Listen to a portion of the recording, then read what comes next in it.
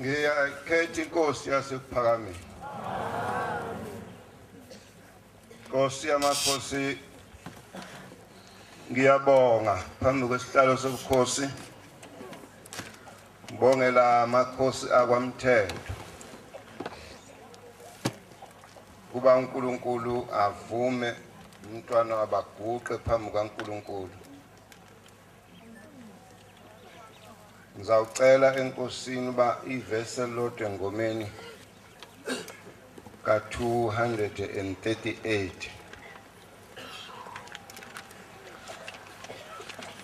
ngingqongqoze ngayo ezulwini uba ngithola indlela. Nkosi Thixo wona unomusa yamungela abantu bakho abadala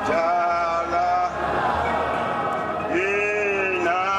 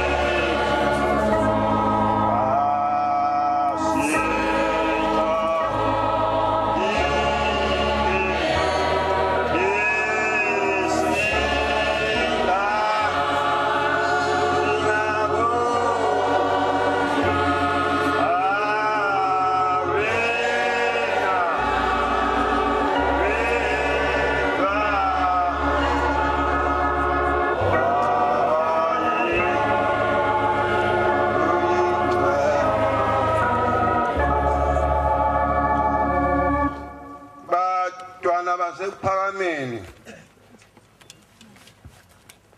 Le mhlabeleli lo esiqeda manje uthi Nkosi Thixo unomusa yamukela nampa abantu bakho abadala nabancane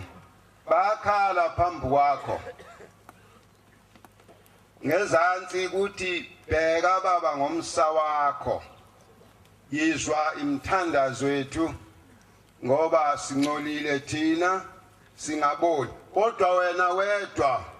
wena ongcwele. Inkulumo enkulu leyo noma ngingahlala phansi uma uNkulunkulu bevumela lokho kwanele vele lokhu esengikukhulumile ngoba lokhu ngokukashembe. Kodwa ngeke ngihlale phansi ngingachazile kahle hle uNkulunkulu ma enginika ithuba ngikhona lapha ezweni ngisekhona ngingazi ukuthi uhanjwa nini ngohamba nini uma uNkulunkulu ethanda kufanele basichaze ukuthi lapha senzani sikhumbuzane ukubuthana kwethu singedusana abanye bangeduka nami ngeduke kodwa inye into esenza sibela inye one ushembe angazi bafowethu abalapha ngemuva ave ngivulele isibhalo ngithola indlela yokuhamba incwadi kaMathewu ye11 evesini lapho khona indawo engifuna ukuba ngihambe ngayo phambi kaNkulunkulu. Wathi uJesu eseqedile ukuyala abafundi bakhe. Wathi uJesu eseqedile ukuyala abafundi bakhe abayishumi-12 wemuka lapho. Wemuka Waya ukufundisa nokushumayela. Wayofundisa kanye nokushumayela emzini yakubo. Kepha uJohane esetilongweni wezwa imisebenzi kaKristu. Wathuma ababili kubafundi bakhe. Wathi kuye, wena unguye obeza kuza. Sobheka omunye na? uJesu waphendula wathi kubo, hambani niye nimlandise uJohane lokhu enikuzwayo enikubonayo, ukuthi izimpumputho ziyabona, izinyongo ziyakuhamba, amalepero ayakuhlanzwa, izithulu ziyawuzwa, abafileyo bayakuvuka, abampofu bayakushunyayezwa ivangeli. Ubusisiwe ongakubeki ngami. Ngiyabonga ba. Lapha befunda khona umfowethu kuthi uJohane wathuma abafundi bakhe ababili ezwe imvunga ukuthi kukhona umuntu osokhalweni. Uzwa imvunga yokuthi kukhona umuntu osokhalweni uhletshelwa ngabantu. Baningi abantu abahleba emhlabeni. Abanye bahleba izinto ezinhle, abanye bahleba izinto ezimbi. Ngabanye abantu laba babehleba ngoJesu bethi ukhona umuntu osokhalweni, sibona uhanqwe ngabantu. Khona abantu abakuye asazi kwenziwani lapho okhalweni. Uyabona ke lapho esikhona sisokhalweni thina. Thalala emini ilanga libalela ayithi sikhokhobile asikho phansi kwewa.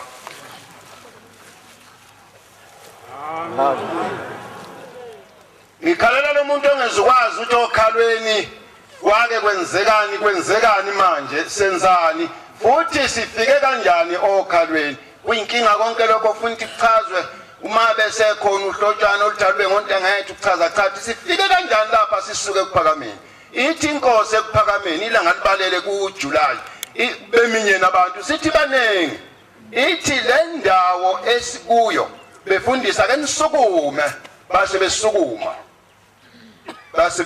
Sisekhona bafowethu mangilibuka sibaningi lapha esasikhona lelo langa. Ake nisukume base besukuma abafundisi bebuka ngasekampa kuminyene impela kungasangeneki. Ngolunye usuku singena ngodumo siphanga kungena sawisa umfundisi uNkwanya.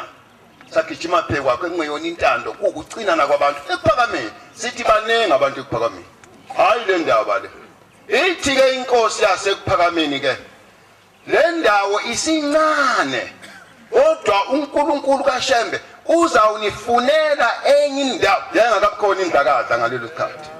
Yayingekho indlakaza. Kwakucebile nje. Akekho umuntu oyazi ukuthi siyokuphuma ekuphakameni. Sathi sisodwa. Ubaba uthi uNkulunkulu usifunela enye indawo ngaphandle kwephakameni. Iyokwenzeka kanjani le? uNkulunkulu uyawunifunela enye indawo. uNkulunkulu akacabangi njengabantu. Umfundisi obekhuluma ekseni ukhuluma indaba yodwa enhle ma ehlukanisa uShembe noNkulunkulu abake baba khona. kusihlukanise kahle kakhulu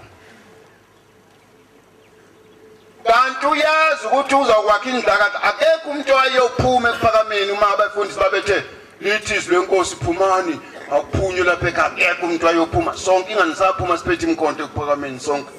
sigodla ucela imbala lapha phansi kwelo sabalahliswa inyanga izulu thina sina labo uqobo lethu sesingabefundisi sasiphethe ucelemba yafika thi inyanga izulu yini leniphethe ngamaqhubana nagcwele eMnazaretheni sathi baba ngocelemba ngabani lahlani phansi lezinto abathanda ukuyaleka abahambe bangene balwe maqedane bangabe sabuya beze lapho abathanda ushembe abangilandele sahamba sawungena emzini wenkosi emaqadini sase sisina lapha ezantsi lapha khona ushembe lapha khona ushembe ngishanga ngena phansi kwewa siyongena sangena sasina emaqadini lapha esasinela khona sisina siphuza amanzi emfuleni siwela abanye basine ngaphesha sasina nje kwamnandi kanje asabi nankinga bahlubuka abanye lapha phakathi wethu bawela bahamba bawela bathi abantu yesaba besho uNkulunkulu kodwa uNkulunkulu wayesefa laba vela babeminyanya babehlala bephethe imboko sonke isikhathi ezinde kuhlatshelelwa iculo leli lesiguqo esinzulu salapha ekhaya elikhulu leli lithi inkosi baba sizwe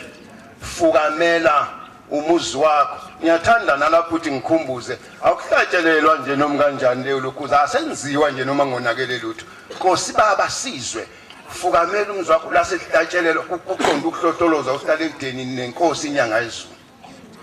hlatshelelwe inkosi baba sizwe abazonda ukuphakama bachilize kusho ukwazi ukuthi uqondwe bani impela ehlokozwa ngeimboko lolu khalo-ke esikulona-ke uthi-ke uJohani uma ebathuma laphambani niyomhlola lo olapho okhalweni ukuthi wenzani bafika laba-ke bathi kuye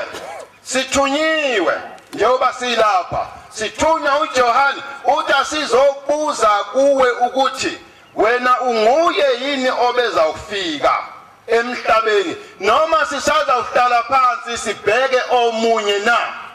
impendulo yenkosi uJesu ithi lalelani hambani nibuyele emuva kuJohani mfeni mtshene lokho enikubonayo nina ngamehlo nenikuzwayo ngeindlebe zenu nafeni ithi uJohani lapha engihlezi khona mina impumputhe ziyabona ishosha ziyasukuma abanobulepheli bagezwa nabahlubukile ivangeli siyabashumayeza ivesi lesihlanu eniyangitshenela uJohani lona niyamtshela ukuthi ngithe ubusisi umuntu uJohani ongakhubeki ngami base bebuyele emuva-ke awukho umnumzane wathi hambani nimtshene lokho enikubonayo nina ngamehlo nangendlebe zenu enikuzwayo njengoba senilapha nje hambani nimtshene ngoJohani yona impendulo yami le base bebuyele emva sebewumtshena lokho wawusiyaphelele maNazaretha njengoba silapha sisentweni epheleleyo thina lena kayidingi lutho noma singatatazelisana thina sethusane ngayo yonke into baleka nakho usubulawa uzabulawa baleka usiko odala lobuNazaretha ukuthi ube nenyakanyakana futhi phakathi kwamana kufuneka uma uyiNazaretha ukulindele ukuthi uzoba nenyakanyakana eduze kwakho futhi nasekufundisini akufuneka abafundisi batatazeliswe na izinto ezincane uma uthi qama into encane sebevevezela kushana amadolo cha yusiko lobuNazaretha bakwekhona isiphithipithana esivivinya amaNazaretha siyawahlola ngoba lapha eBhayibhelini lona leli kaMathewu u22 ngapha uthi niyozondwa yizwe lonke befundisi ngenxa yegama lami kodwa umfundisi uyawuqinisela lapha ngikhonze uyawusindiswa asihlalele okumnandi kodwa lapha sihlalele ukuvivinywa phela uma sibona ushembe ngaphambi kwethu kuphelele ngoba ushembe yinto ephelele kunoNkulunkulu abake baba khona ngolunye usuku sisuka entongana sinenyanga izulu singabashumayela impela thina Umfundisi umthetho lo wasempande ungumfundisi silapha netafuleni enkosini. Siyaphela kumhlangano entongana. Siyaphela. Nanti ivesi leli elithi izinyonga ziyasukuma lapha ishosha nabazimungulu bayakhuluma. Sesiphuma ke entongana ekuseni ke napya. Sasiyasifike ke la esiyakhona. Wakhiwe ngisho ebusuku amadokodo wavamisela lokho yayivamisele nje ukuthi masiye Linda afike kumiwe lapha kuhliswe ngabomvu ifuna ngezulu kuhlwe kuphelele ukuthi nya bese ingena ngamalambu lapha siziyawungena ithanda lokho kunamaphafaza ke lapha na Elinda umthetho wakho amabululu ayingalumi umuntu babe wagcoba nje uzesethi hey nanti ibululu selilokhuza uyakhiwa esibonakala uNkulunkulu bakhe. Uma sifika lapha emseleni sifika khona ke umshumeli umbazini ohambe sengumfundisi unomuntu osuke eGoli ulembetha umsebenzi wakhe ujulile uthe lapha kumbazini njengoba uthi uya kuNkulunkulu wena emzini wakini emseleni uyalibona leli bhuku engiliphethe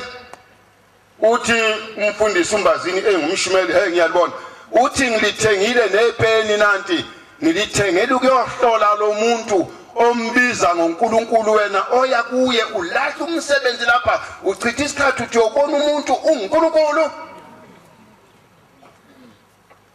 Uyalibona leli bhuku umbazini uthi umbazini yebo uthi uyabona ke uzangisiza ngokungiyalela indlela yakini ngizawuhamba nawe ngizawuzikhokhela mina imali yami ngizidlela ukudla kwami nasekhaya kini unganginiki ngizawudlo kwami ukudla ngilandela wena ngiyohlola lo muntu.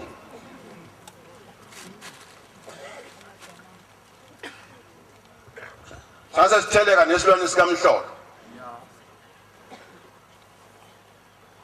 Sitheleka nesilwane sikaMhlolo sisuka la entongana sitheleka.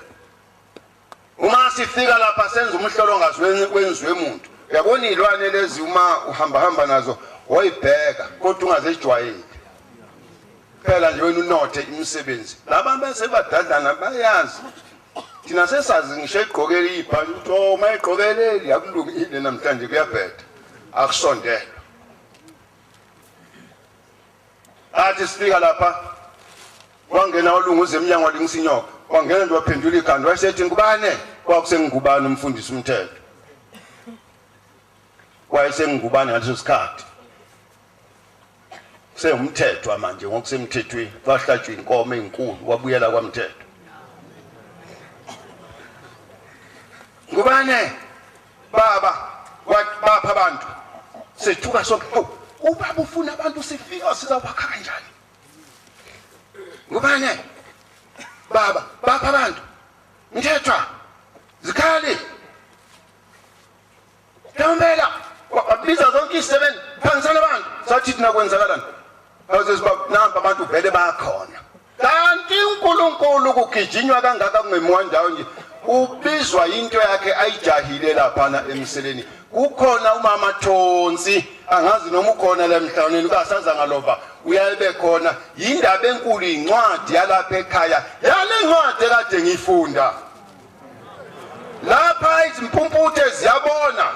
izishosha ziyasukuma nabahlubuke uthi ke uma ethi abantu baphi bese beza abantu kweza abantu ngithi babahlanu baba isithupha kwase uqhamuka amakhosikazi ethwele uhlaka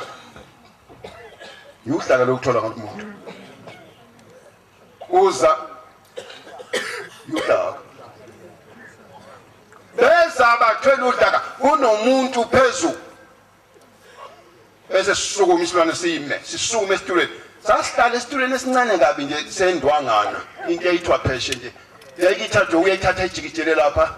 manje ayithatha inothi nivula lapha usedlulile selapha phela afika ithatha ijikijele lapha wasane sasebenza nohlanu athatha ijikijele lapha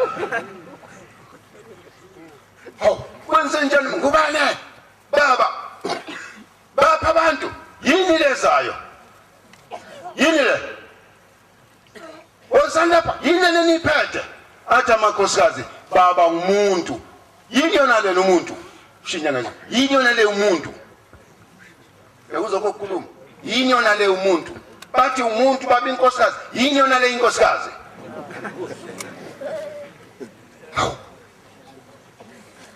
bazawuphendula bethi bagcina bethi isiguli uthi yini yona le isiguli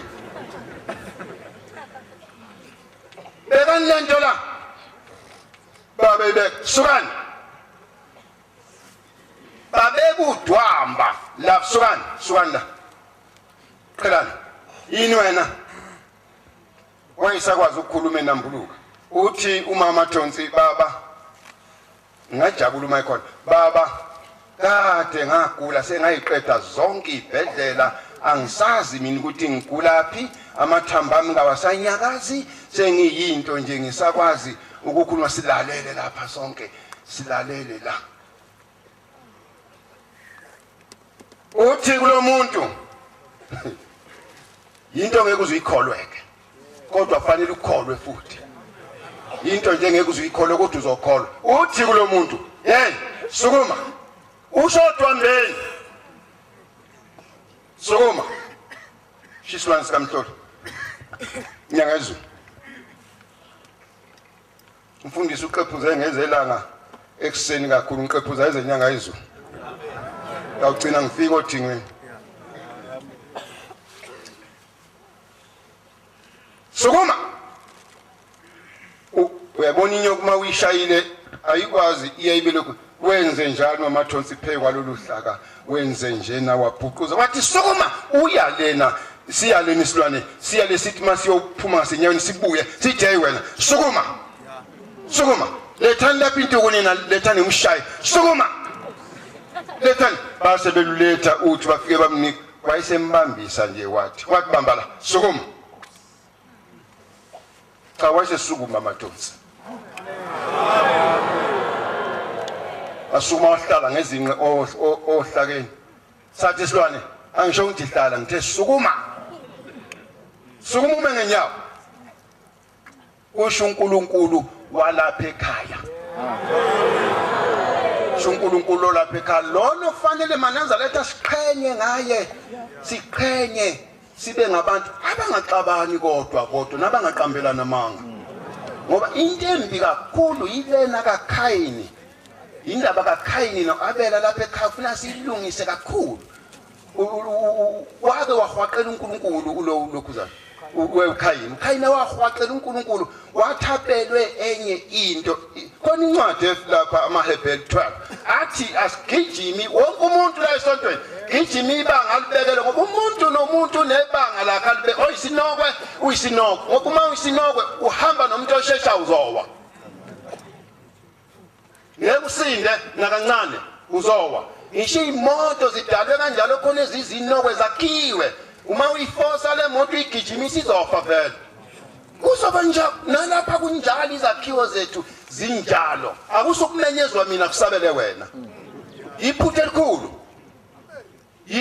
elikhulu lapha eNyukhasela ngakumfundisi Khumalo kwakunefemethize okwakusebenza abanewethu kakhulu kuyo inomlilo kunenduna yakwaJobe yakwaSithole eyayineskwata esasifakwa ngaphakathi iskwata sesithenjisa ukuthi ke sebezawuqashwa laba abantu baphethe kusithole bonke baningi enkanjini lapha abesethu sithole ku uyabona wayinika umoya wasezulwini abese babuka abese hey woza kapho Dr. woza kapho nongcono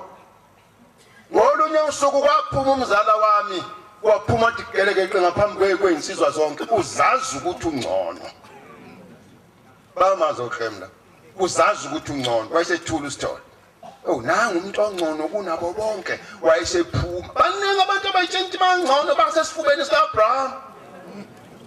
singozi isikhwa sikaAbraham mawuyitshena wena usesifubeni ingozi enkulu uvela uzowa esifubeni sikaAbraham mangadaleka isifuba sikaAbraham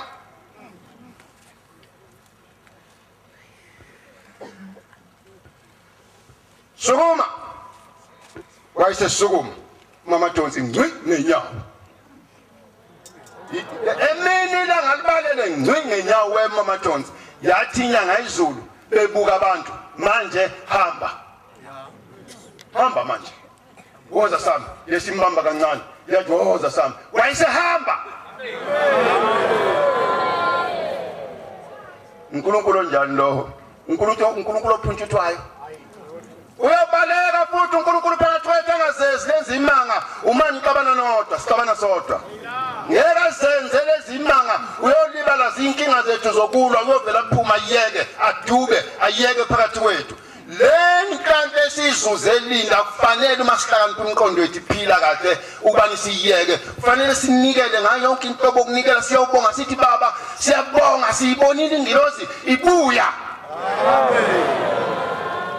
uthefike nje kwasukuma abantu lengilozi ebike wavuleka impupute lengilozi ekade lapha ya intombi zasemambatheni kuboka kemp eyishaya umakhwena baqabene bodwa babe bangani uqabene lodwa uzalo lwendoda bashaya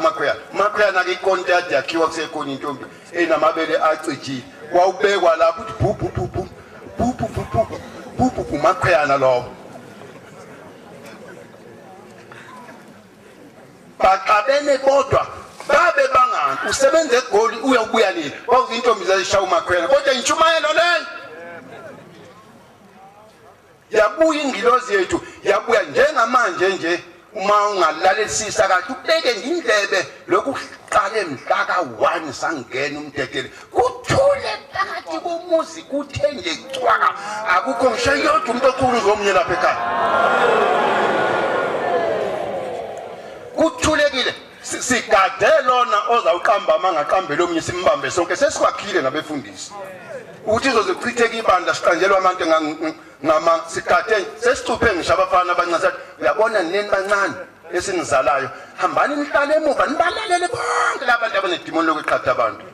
babalalela abafana babacuphile baphethe ama tape record kunjalo nje ngiyaxwayisa nawe ungasakhuluma manje ngoba nayi tape recorder emva kwakho iyeke lento entayitavukela asho njalo amaswazi athi qaphela lento entayo itakujikela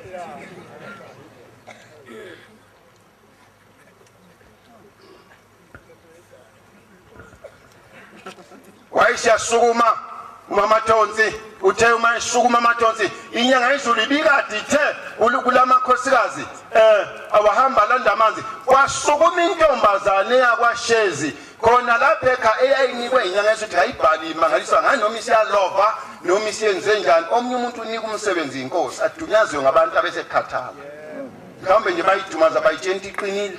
bayitshenta yaphapha ngangikhona sinabanye ithi inyanga izulu mbila kwasa wena uzokubhala imangaliso zonke ungagcina kwakheka iBhayibheli lezinduku lezi engisukumisa abantu umthetho ayiqoqeni sayiqoqa ngiyangibuze la kumfundisi Mathonsi okwathi uMasijaho Mvehwa la wasala ngithi umfundisi Mathonsi ziphi induku zomlando zibhalwe sekuyisikhathi sokubhala ziphi ngoba zase igcwala ibhala nama wheelchair aphi athathwa ubani wawashonisa ngoba incwadi ekhuluma ngenyanga izulu umlando omkhulu lo lona wazithatha akayibuyise siyayidinga zibuye size sontweni ngenze sonto mhlambe bayibasa nje ngoba kukhulu ukusebenza into eqalwe ngomnye umuntu ofikayo bayazi uba ingatsheniwe ngoba ekade phambili mina bencenga ibantu ukuthi akubuzwe bakithi noma ungakanani uhlakaniphe kangakanani buza futhi othunywe umsumphazamisa muyeke yithuba lakhe angikhohlwa ngonusuku sukuma inkosi ilanga phakathi komza sekuphakamini ithi bafana ngiyanibona seniqine kakhulu kukhona abafana abaqinile la futhi asebenengilozi kaSathane baganga ngomphathi uhlale kudeni bazomqambela amanga kimi bathi yilokho nalokho abadala bayazi ukuthi kwathiwa uhlale kudeni lawo manga lawo agcina phi na ithi ke inkosi ngiyaniyala nanto ke izwe eBhayibhelini ubusisiwe ngomtsheni uJohane nithi ngithe ubusisiwe umuntu ongakhubeki ngami uzawuthi ukhubeki ngoshembe kanti uyakhubeka automatically ekubuka nje umuntu emehlweni ehlangana nawe ngisho ubhekele ezinye izinto zakho ziyasho ukuthi uyakhubeka kodwa uthi kukhuleka abanye.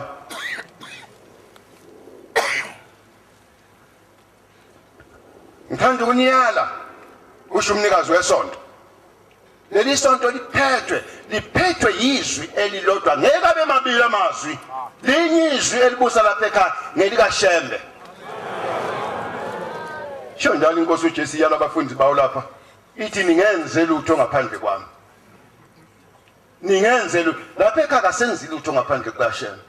Ngiyangizwe nje sokunenhlambana. Ngiyababona abefundisi. Akuntoza liwasho umfana lapha besivimbezele lapha. Ngiyakhumbula ngonyaka sibulawa sishawa ngithi la phansi kwesihlahla. Abanye abazi ukuthi sake saqapha lapha sasu7 kodwa befundisa abalayini ngaphansi kwesihlahla somthombe la. Kwema abafana basimisa 9 hours. Simile singabantwana babantu zalwa ngobaba nomama basimisa. Bathi benze ndizanda. Bethi hey uthando liyabekezela madoda. Uthando liyabekezela. Khona ingoma ethi wangidonsa wena baba Nkosi ngezibopho zothando. Yazi lapha ekhasihlaliswe izibopho zothando. Labantu abalapha balethwe uthando bashiya amazwi akubo. Abanye bashiya unsizwa khona insizwe engizazi kakhulu lapha mina ezingenela lapha esontweni sizazi ukuthi hey insizwa ziyaphetha. Khona umfoko Jiyano omude lapha waselokhuzeni. Khona insizwa lapha ekade zisistrong vele uzobe manje banjwe kuNazaretha. Kodwa wayidonsa ngothando uNkulunkulu kaShembe wazibuyisa lapha ekhaya. Manje lezi insizwa zibanjwe uShembe hayi ukuthi zingamavaka. Samiswa phansi kwesihlahla. Mawugqoke lo mjiva kuye kuthi uvele uyivathavatha saqonda sema intention sema kanjena bathiwa imani inqonde saqonda 9 hours base begibela abafana babe nenduna yabo ngeke ngisayibiza abakubo bagcwelela kodwa ngikhuluma ngothando lokuthanda uShembe uma uShembe engakudakazi hlala phansi uma ungakadakazwa uShembe hlala phansi ngeke futhi uShembe akudakaze akuyena umdakazi ngeke zabe khona uShembe lelibanda odakaza abantu nokukhipha abantu lapha nje akakabikho umuntu ngathi akaphamisa umuntu akekho ithi le ngoma singcolile uyabona lapho uma ngathi ngiyakusukuma ikholwa elingcwele la khoshe lodwa munye oyingcwele inkosi uShembe phela ingakho silapha nje silethwe ngoba vele singcolile size kumgezo wezona wayesethi ngithanda ukuniyala ubaba mkhulu wathi uhlala edini angathintwa ithi nami ngisho njalo ngithi uhlala edini ningabomthinta ngoba waphatha ubaba ningabomthinta uhlala edini asikho isono okufanele nisibone nina kuhlala edini waphatha ubaba ningamthinti uyazi idimoni ngoba la selingene emzini asephambi liqonda ukuzohlakaza uhlala edini phela wayesetshenziswa kakhulu inyanga yezulu uhlala edini alizwe ikhadi uhlala edini ayekuzondelwa niyakwazi ukuthi wayizondelwana uhlala edini kwakuthuma kudlakaza inyanga yezulu bese kodlaza uhlala edini kuthiwa uyimpimpi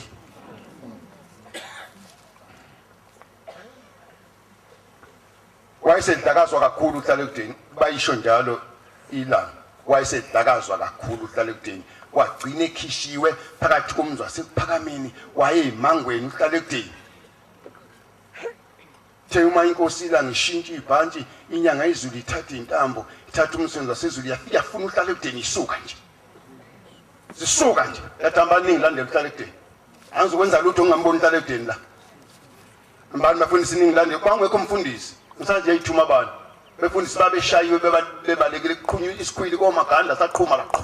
angazi sabagezanini kwaqhuma isikhwili komaganda babaleka bashonekwa umadlala umfundisi wayisiza ngokuthi ukwazi ukugijima kwaqhuma isikhwili kwantaza imjiba kwabheka ezantsi lapha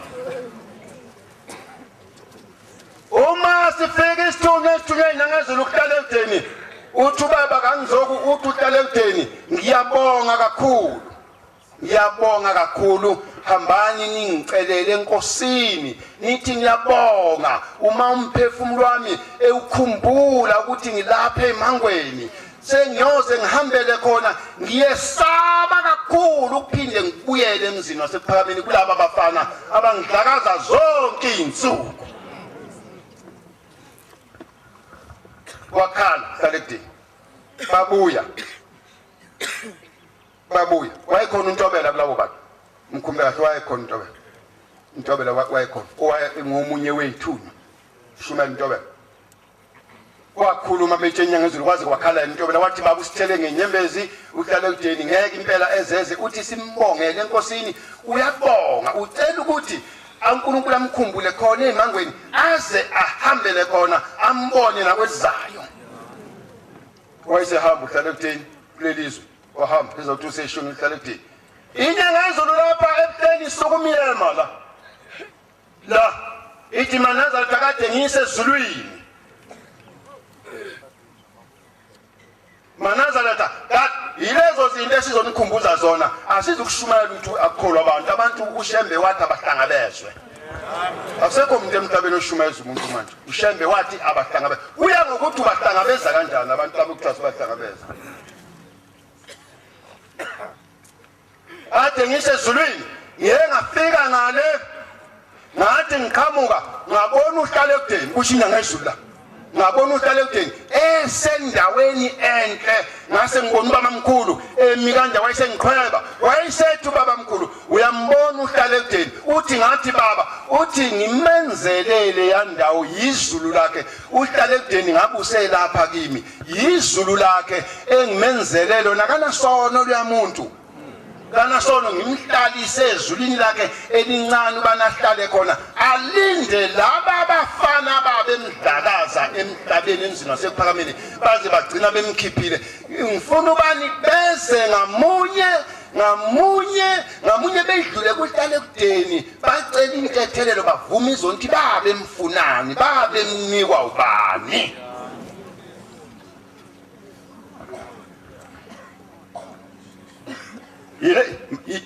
ilezo indaba okufanele ukuthi masibuthene emzini oyingcwele phambi kaNkulunkulu wethu osithanda onezinto eziphathekayo uNkulunkulu ophelele oyo yonke into ithuluzi lakhe liseduze kungeke umbone awubheka intimbantinga kana kuza kusuka isidumo manje uma evala inkonzo lapha kuzoya wonke umuntu abika inkinga yakhe ungeke umbone ephumputha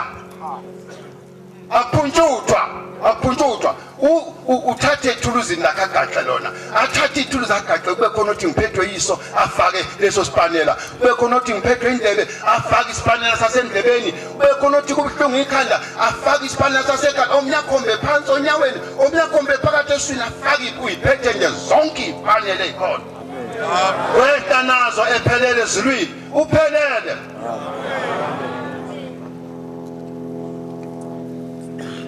soxolisa nini uHlalekudeni sixolise nini enkosini ilanga eyabeka lo mthetho ukuthi uHlalekudeni ningamthinti futhi sebephelile ukuhamba emhlabeni laba okuthiwa abalindi uHlalekudeni abamdlakaza sebephelile ukuhamba uma bengakapheli phela nangu uNkulunkulu khona abasondele bafike nje bathi Nkosi ngadlakaza uHlalekudeni ngicela intethelelo angithethelele naye ngisekuleliswe akusona isono uma yovuma isono enkosini awumeme ithimba uhamba wedwa lapha eFresa ayibona khona indaba kaShembeke lekhulunywa leli iBhayibheli ke elithi izimpumputhe lapha ziyabona nabahlubukile bayashinyezwa sibone ubani ethi mayifika lapha abese sukuma ukaMathonsi asukuma ahambe ngenyawo wathe qhamuka lo mbila kosababelande amanzi wathi uMathonsi imani lapho amanzi sengizoyilandela mina khona uNkulunkulu wami ongivusile ngizawumnika angibonke sengiyaqhaqhamuka manje na igcwele impilo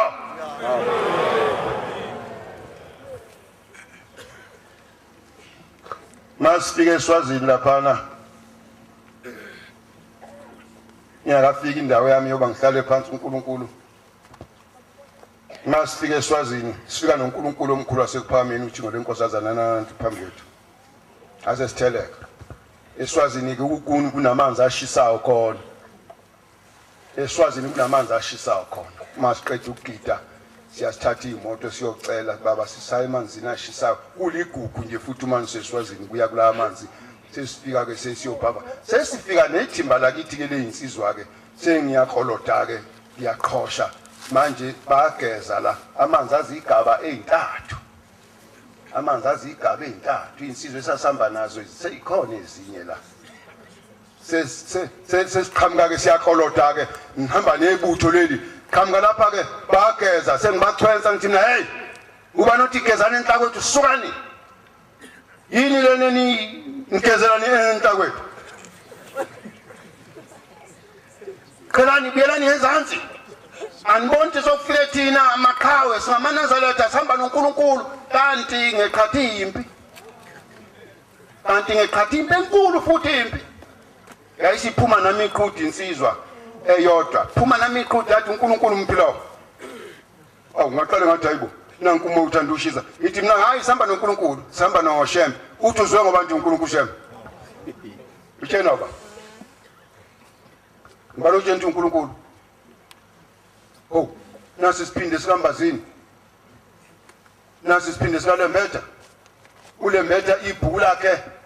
wahambe selibhalile wakhetha inkosi wathi ngimbonile uNkulunkulu ngimbone ngamehlo ngivumisa oNombazini bengizohlola lo muntu wakho othi uShembe uNkulunkulu namhla ngidelile usukumisa udwamba phambi kwami wabhala ebhukwini lakhe uMbazini lo bantu uLembetha wabuyela emvezweni lakubo eqaqamuka ebonga ethi umbonile uNkulunkulu kaMbazini amen ithi lensizwa seSwazini ngibani okutshenele ukuthi uShembe uNkulunkulu wesana milo muntu ngagcina ngithi hayi angithule nazi insizwa seyivunga manje ezengihamba nazo seziqala ukumtshela umfundisi lona nokhuluma sebemhlohlolo kwasenyameni manje siye kwale bhangeni bathe umfundisi lona umhlohlolo zawena obonke umfundisi ngase ngiyilamla ukuthi mina asambeni ase sithi wanya ugeza sesisuka sami isonto lethu lokugcina siyagcina azivaleli seSwazini sihamba uma siseJudiya sokuphele unyaka nenyanga eziyisithupha sahamba eSwazini watheleka uMathunjwa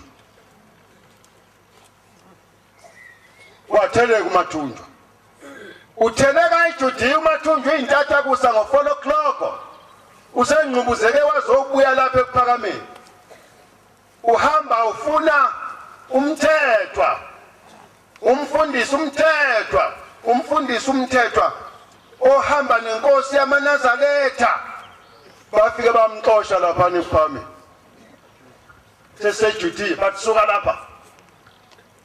kunomuntu abalawo bantu asibazi lapha shona leGingindlovu wanqandeka uMathunjwa wawulala estation eGingindlovu bafike eGingindlovu bamyalela bathi gibela nathi ibhasi masinyane uzothi busa uzobusa useJudiya ngizwa mina eDokotweni qo ubani lo yimi uMathunjwa ke oqamile bangumfundisi uMathunjwa ithi mina aya kulona izwi kaMathunjwa leli wena ungubani wena athi nginguMathunjwa mina waseSwazini wena nguye umthetho lengithi yebo nguye athi nginguMathunjwa waseSwazini lesasixabana nawe emanzini ngavuka ngashesha ngavula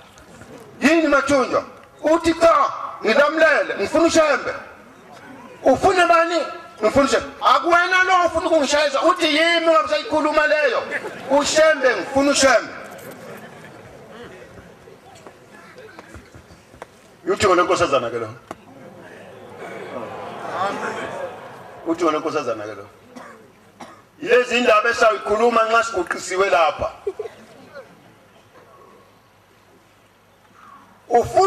ngifuna uShembe yini abesetilalela sengiphelelwe yikho mhlangixabana nawe ngangineinkomo umhlambi weinkomo nomhlambi weimbuzi nemali nganginawo nginakho konke sengithanda ukubhujela nangabantwana manje lokhu ngaxabana nawe lo nyaka nenyanga ezisithupha lo ngathi ufika njalo kimi uma ngithi ngilele sokuza kusangimukhuze bempama athi kuza kuphela konke nginakho ngamethuka ngambiza ngomuntu ubani lo methuka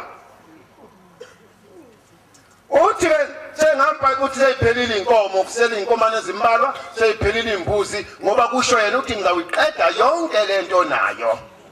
uzungibona ukuthi ngiyubani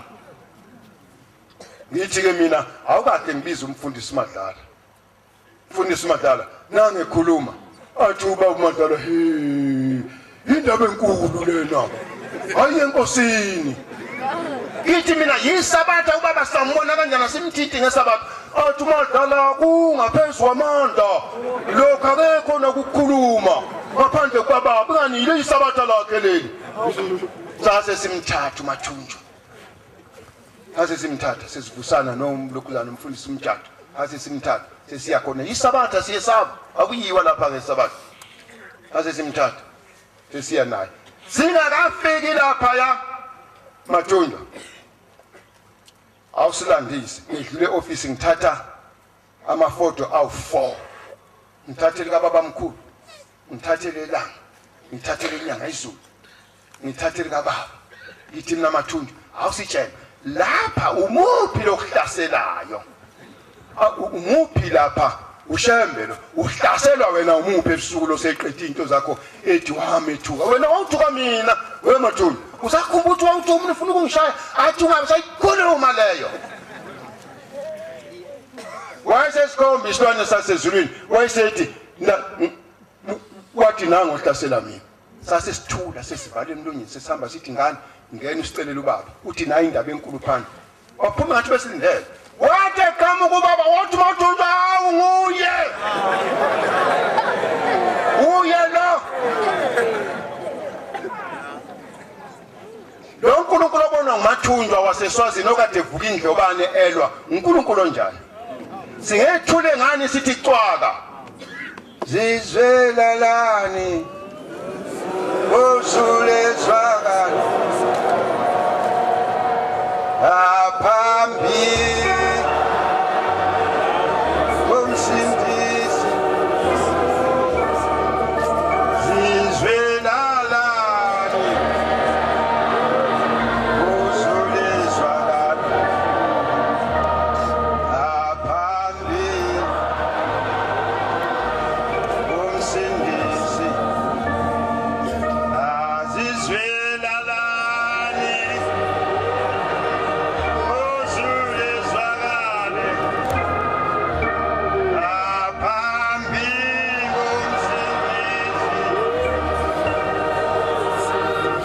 komsindisi zizwelalani usule zwakani aphambi komsindisi yengabinjelwa izo zonke izizwe ayezikhansi zezulu angabinjelwa izo zonke izizwe ayezikhansi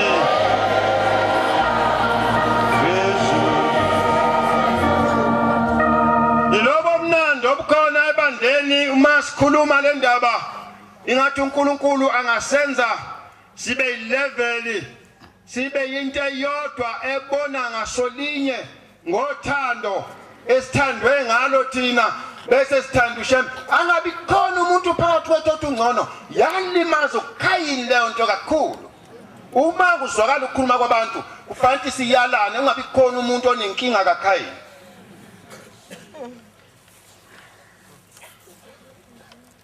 Le imisebenzi esinikiwe ngamunye nangokuzalwa kwethu kunjalo futhi ungabi khona umuntu ofuna ibala lomunye. Singagcoba ngento zonke zokugcoba zingaze zibone ube bomvu kanti umnyama. Inkinga enkulu ukuba bomvu kanti umnyama. Inkinga enkulu le abantu abayiboni kodwa inkinga ukuthi umnyama ubusuka bomvu isono ngisho enhlizweni yakho nje uyicabanga thethwa mina ngibomvu ngorong fanele ngimnyama mina. Angazi ngingabenza kanjani angifisi nje mina ngonyusuku ngithatha intshede ngibhuqa ubuso bami. Ngoba uNkulunkulu wenza into enhle kwethu kuvela umuntu omnyama uma bemazi kahle umnewethu ngoke ngumphakamise ngenye ilanga khona umnewethu omdala lapho uqoqo oludala lumnyama. Ngemva kwalo kuvela intombi emhlophe. ngemva kwavela intombi emnyama njalo kwaze kwafika mina number 6 kwethu kwafika mina ngababomvu kwaze kwakwephetha lo lama mina ade ngimbona lapha bengantu khona umnyama angifuni lutho lwakhe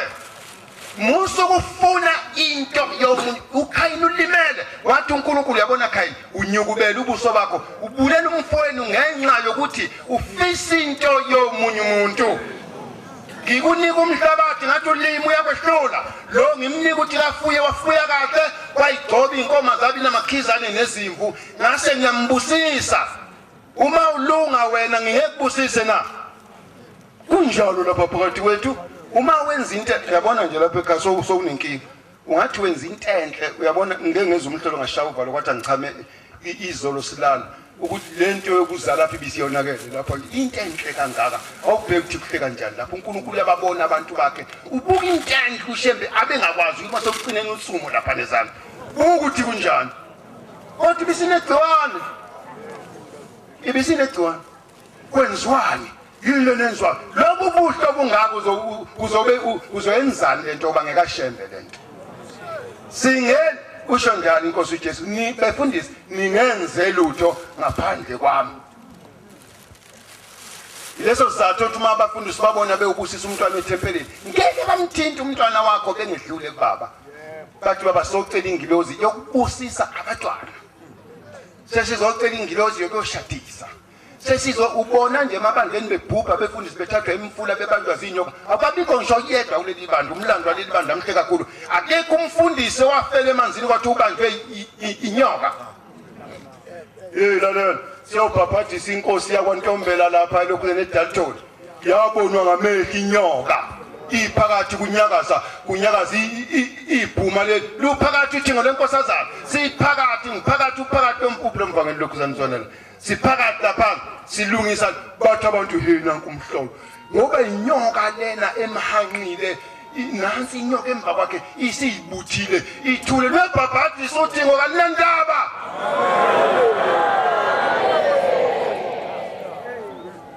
Lo ufuna ukwenzani umthetho wakhe ake usho noma kubuze mina ufuna ukwenza yini oyifuna ufuna kwenziweni laba bantu abasuka emakhaya emazweni akubo bezofuna uNkulunkulu benze njani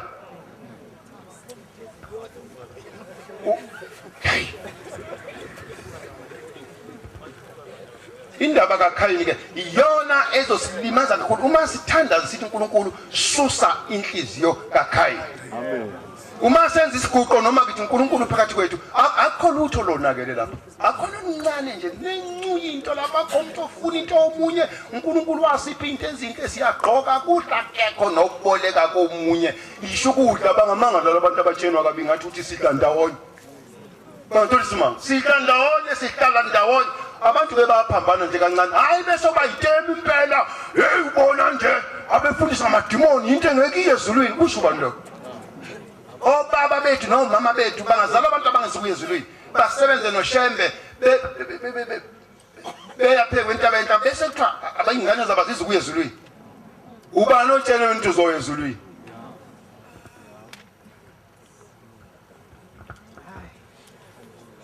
fikile ulandela izizwe ufikile sizwile ufikile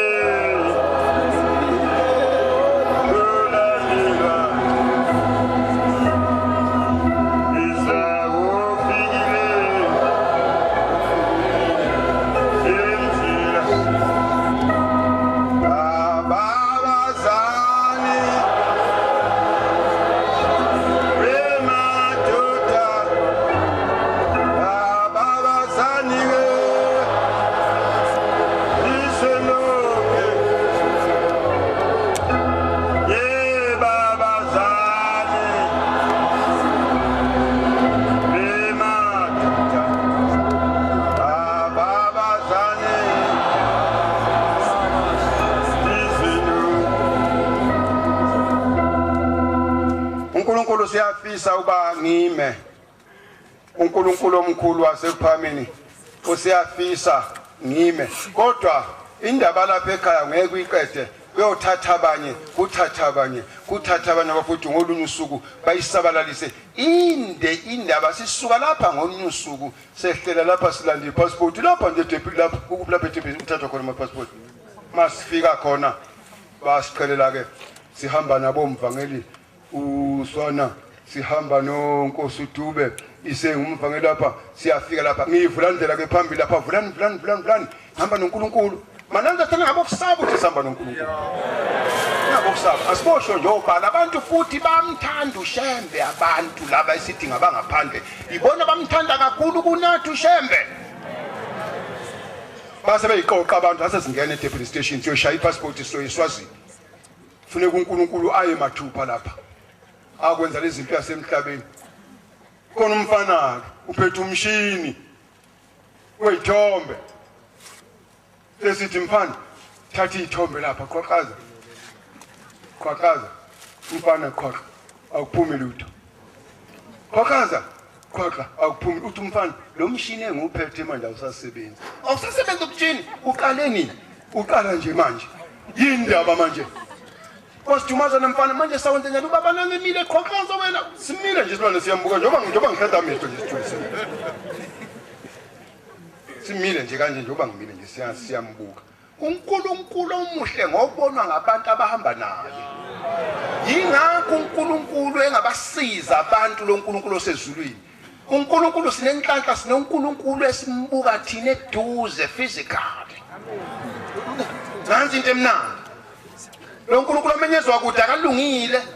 shaya ithombe mfana asiphuma umshini awusasebenzi uthi umvangeli hayi khona mfundisi lalela ikhona into osele nami ngilibele nje kuhlule ithi mina yini eselezwana uthi lalela ubukhonzile baba kuthi mina hey khona ngikhohliwe athi hayi hamba ukhonze bese ngithi mina kuyelo mfana letha la imali phangisa alethe umnikelo Nkosi yamakhosi besicela ukwenza isithombe sepassport kuba wayesehleke baba bekani lapha nengalini inkosi ibusise mfana shaya ke wayeseshaya umfana qhaqha wasebenza umshini idesilithi ningenze lutho ngaphandle kwami iphela lapha indaba Nkosi yamakhosi baba uNkulunkulu omkhulu wasekuphakameni uNkulunkulu wawo baba uNkulunkulu wamakhosi lana khona phakathi kwethu uthando lwakho Nkosi sengiyacela uba ngilubuyisele esihlalweni sobukhosi ngiyabonga ngibongela obaba nobaba mkhulu uNkulunkulu ngishiya esihlalweni sobukhosi Siyabonga amazwi omnandi esiwathole kumfundisi wenkosi inkosi zimbusise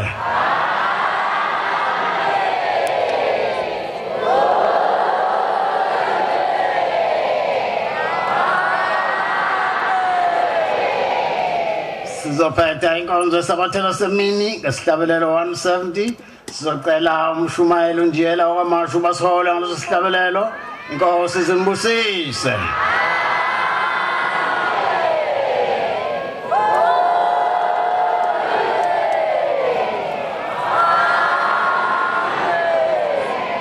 inkosi ayibusise ukuphakama kwabangcwele